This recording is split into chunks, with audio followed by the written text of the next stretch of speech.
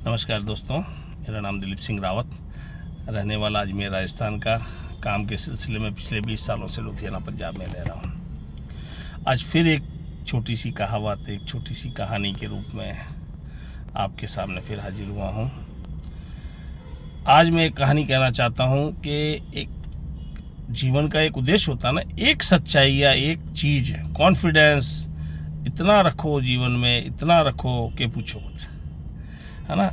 एक वेटर की कहानी जिसका नाम चंदन है, उसकी मैं आपको कहानी बताना चाहता हूँ कि वेटर था, अपनी नौकरी करता था, अपने हाल में मस्त रहता था। तो उसको कई जने कहते थे, यार आप ये काम क्यों करते हो, कोई दूसरा काम करो, आप अच्छे हो, पढ़े लिखे हो। तो उसका ये कहना था कि भाई मैं जो काम कर रहा हूँ, जिसमें मुझे खुशी मिलती है, मैंने वो काम करना है। ठीक है, पॉजिटिवनेस इतनी थी, इतना अच्छा उसका सेंस ऑफ ह्यूमर था, इतना अच्छा वो खुश रहता था कि कोई उससे कैसे भी पूछता, यार तू कैसा है, बोले बहुत मस्त, आनंद मंगल, बिल्कुल एकदम तंदुरुस्त, मस्त। और भी अच्छा होता अगर मेरे जैसा जीवन में मेरा एक और भाई होता, और भी बढ़िया होता। सब उसके काम की तारीफ करते, उसका मालिक उससे बहुत खुश रहता, उसके ग्राहक उससे बहुत खुश रहते। पॉजिटिवनेस, खुश रहना, अपने काम में मस्त रहना। एक बार शाम का रात हो चुकी थी और उसने रेस्टोरेंट के पीछे का दरवाज़ा बंद करना भूल गया और उस दरवाजे से 4-5 बदमाश रेस्टोरेंट में आ गए। अब चंदन को उठा लिया, हाँ भाई बता, लॉकर है, लॉकर का कोड बता, हमें कैश चाहिए। चंदन बहुत विश्वसनीय था सेठ का, ठीक है, और बहुत पुराना बंदा था, उसको सब पता था। पर उसने कहा, कॉन्फिडेंस था उसमें कि भाई मुझे ये तो बचाना है, मालिक की वफादारी की है मैंने, और मेरे होते हुए तो ये मैं होने नहीं दूंगा। उसने कहा ठीक है सर, मैं खोलता हूँ। उसने जानबूझ करके रॉन्ग पासवर्ड डाला, एक बार डाला, फिर दूसरी बार डाला, तीसरी बार डाला। एक चोर को पता पड़ गया यार ये बदमाशी कर रहा है, ठीक है, इतना पुराना बंदा, क्योंकि वो भी वहाँ कई बार आया हुआ देखा, उसको बहुत पुराना बंदा है, तभी इतनी रात तक बैठा है और मालिक का वफादार है, इसको सब पता है, और पूरे दिन का कैश पड़ा है। ये जानबूझ करके पासवर्ड गलत डाल रहा है। उसने ऐसा उसके गोली मार दी, पेट में गोली लगी, घायल हो गया और चोर चले गए, घबरा के सारे चले गए। थोड़ी देर बाद जैसे ही पुलिस आई, पता पड़ा गोली के धमाके से लोग आए, देखा तो लोग आते समझ गए भाई इसके साथ ऐसी ऐसी दुर्घटना हुई है और चोरों ने इसके साथ गलत किया, मार दिया बेचारे को। एम्बुलेंस आई, उसको हॉस्पिटल ले गए, है ना, और वो बेहोश है। डॉक्टर पूरा प्रयास कर रहे हैं, मालिक आ गया, ठीक है, उसका इलाज किया और बच गया। डॉक्टरों के प्रयास से, उसके बच्चों के आशीर्वाद से बच गया। जब वो उस होश में आया तो उसने पूछा मालिक ने कि यार तू पासवर्ड बता देता है, तेरी जान तो बच जाती। पॉजिटिव इतना था ना भैया, वो यही कह रहा था कि भाई मेरे को जो अच्छा लगेगा वो मैं करूँगा, और उसकी सोच बहुत अच्छी थी कि और भी अच्छा होता अगर मेरे जैसा जुड़वा भाई होता तो नौकर ने ये कहा, सर आप मेरे ऊपर इतना विश्वास करते हैं, ठीक है, तो मैं पहली बात तो ऐसा होने नहीं देता। और जब मुझे ला रहे थे एम्बुलेंस में और जब हॉस्पिटल में ले गए, ऑपरेशन थिएटर में डॉक्टर नर्स आपस में घबरा के बातें कर रहे थे, वो पूरी हिम्मत हार चुके थे कि यार इतना खून बह चुका है और इसका इस जगह गोली लगी है कि इसको बचाना बहुत ही ज़्यादा मुश्किल है। मैं सब सुन रहा था, मुझे होश था, पर मन में था नहीं यार मुझे जीना है, मुझे कुछ ये भगवान को ऐसा चमत्कार हो जाए कि मैं बच जाऊँ, है ना। तो थोड़ा सा होश आया तो मैंने डॉक्टर को, नर्स को कहा, नहीं कोई बात नहीं, आप मेरे में है, हिम्मत है, आप ऑपरेशन कीजिए, और आप बहुत अच्छे डॉक्टर हैं और मुझे पता है आप मुझे बचा लेंगे। पॉजिटिवनेस थी, डॉक्टरों ने उसका ऑपरेशन शुरू कर दिया, हंसने भी लगे। तो उसको ये कहा, यार तेरे को किसी चीज़ से एलर्जी तो नहीं है, अगर कोई चीज़ है तो बता दो। बोले एलर्जी है। बोले एलर्जी है किस चीज़ से? बोले गोली से, और वो भी गोली बंदूक की हो।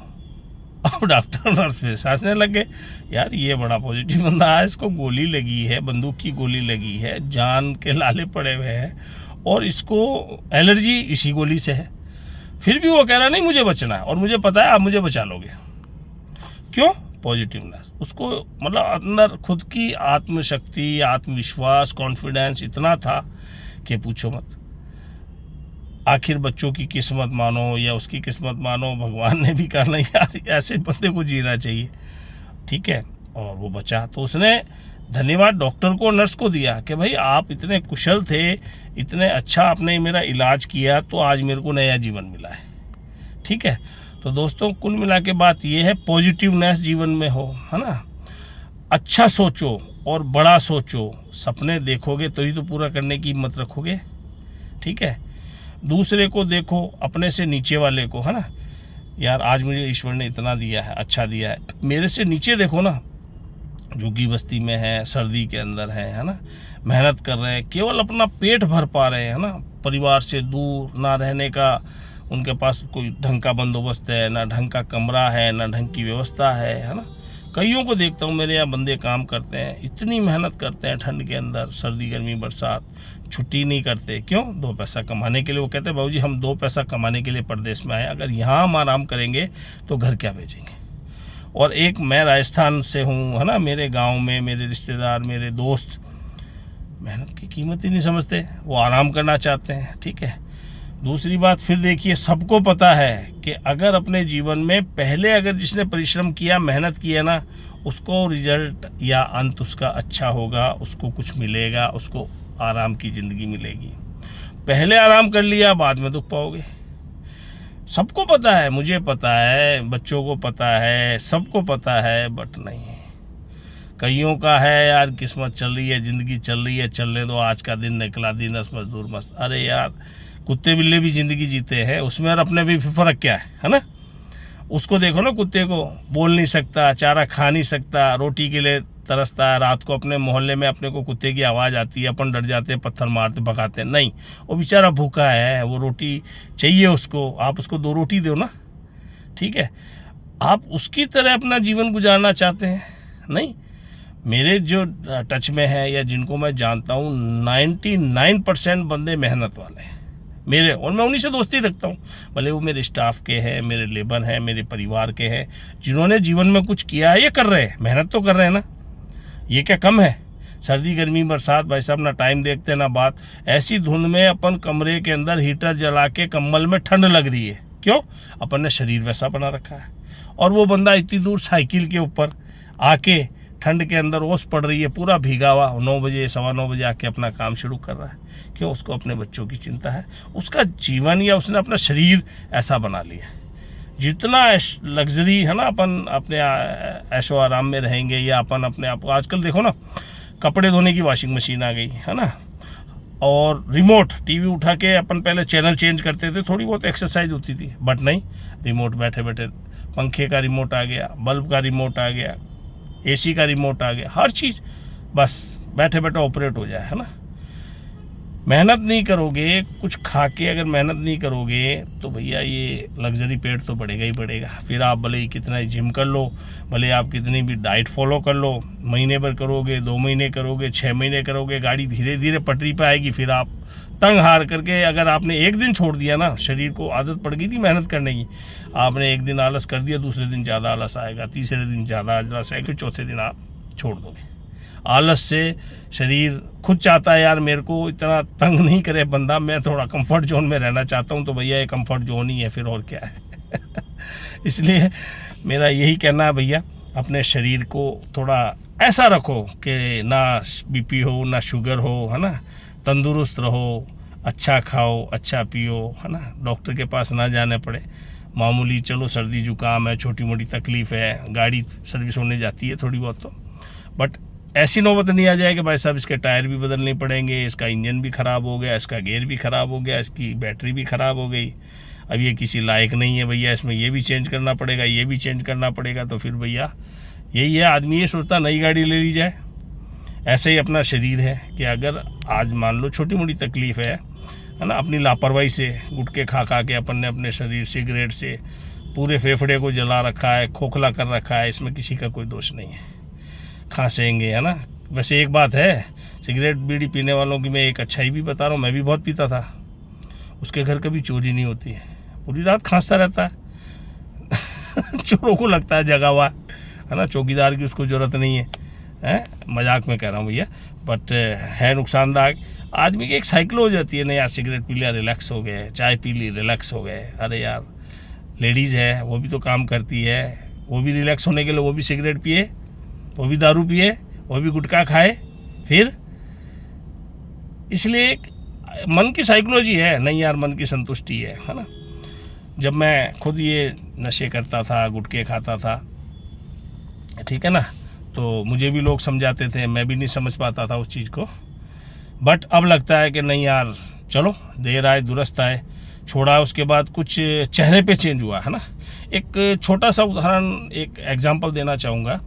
जब अपन डॉक्टर के पास जाते हैं ना, डॉक्टर अपना चेहरा देखते ही क्या कहता है पता है, ड्रिंक तो नहीं करते हो। जो पीता है ना भैया, यहाँ पे झूठी आ जाती, मैं बहुत पीता था ड्रिंक, तो उसको पता पड़ जाता है कि नहीं यार ये बंदा ड्रिंक करता है।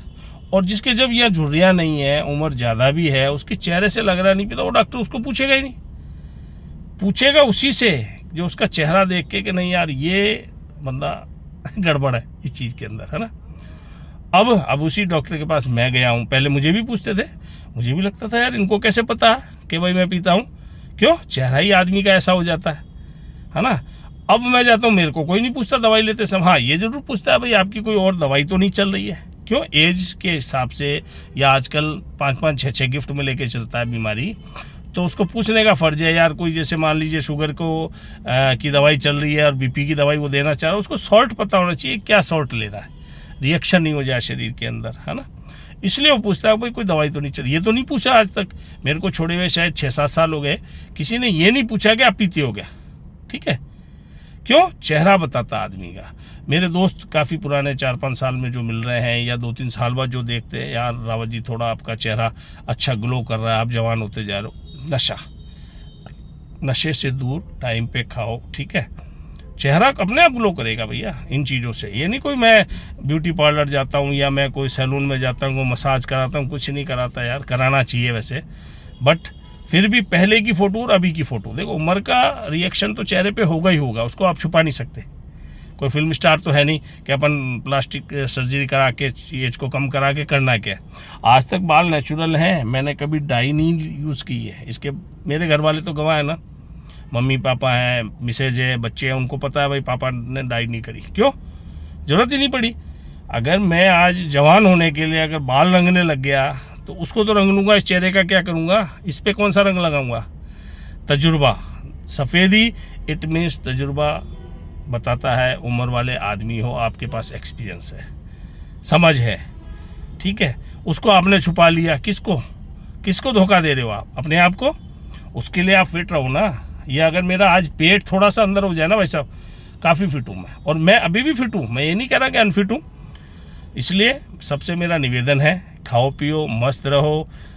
अगर कोई छोटी मोटी तकलीफ़ है, टाइम पे दवाई लो, ठीक है, टाइम पे रेगुलर दवाई लोगे ना, वो बीमारी हो सकता है धीरे धीरे ख़त्म हो जाए, उसका सॉल्ट डॉक्टर कम कर दे, है ना।